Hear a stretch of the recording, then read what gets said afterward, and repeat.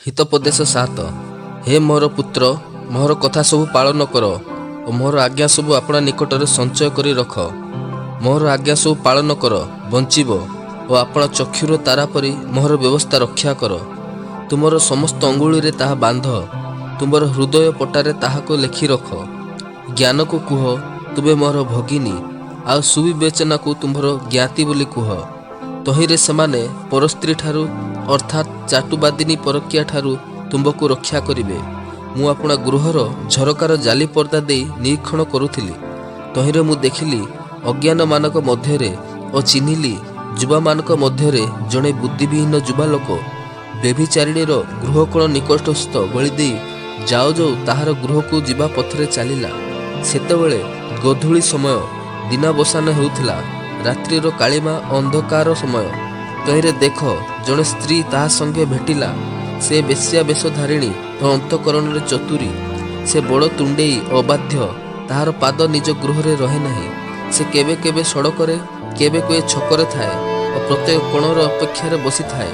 से स्त्री ताको धरी चुंबन कला और निर्लज्ज मुखरे ताहा कहिला, मंगलार्थक बलि मो निकटरे अछि, मु आज आपणार मानत पूर्ण करिबी। एणु तुम संगे देखा करने बाहर को आसिली और जत्न रे तुम मुख अन्वेषण करने को आसीअछि। आ तुमको पाइली। मु सुजनी और मिश्रीय सूक्ष्म सूत्रर डरिया वस्त्र अपना पलंकर बिछाई अछि। पुणी गंधरस अगुर और दारुचिनीर मोहर शଯ୍या सुबासित करिअछि। आस आमे माने प्रभात जाए कामरसरे मत और प्रेमरे भोल हेउ। जेहेतु कर्ता घरे नाहांती, से दूर यात्रा करिअछंती। से तड़ाए टंका संगरे नहीं जाइअछंती। से पूर्णिमा समय फेरी आसिबे। एही रूपे अनेक मधुर भाषा कही से ताहार मन हरण कला। अष्टाधरर चाटुबादरे ताहाको ओटारी नेला। जेपरी गोरु हत हेबाकु जाए और जेपरी बेड़ी पिंधिबा लोक निर्बोधर दंड पाइबाकु जाए, सेहीपरी से सेही क्षणी ताहार पछे पछे गला। आउ जेपरी पक्षी फांदरू प्राणनाशक न जानी तहिरे पड़िबाकु बेग उड़े, शेषरे ताहार यकृत सेहीपरी तीर द्वारा विद्ध हेला। एणु हे मोहर पुत्र माने मोर कथा शुण और मो मुखर वाक्य मनोनिवेश कर।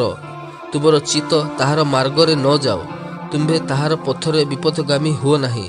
जेहेतु से अनेकंकु क्षत विक्षत करी पकाई अछि, हाँ ताहार हत लोक सकल अपार। जहार गृह पाताल को जीवार बाट, जहा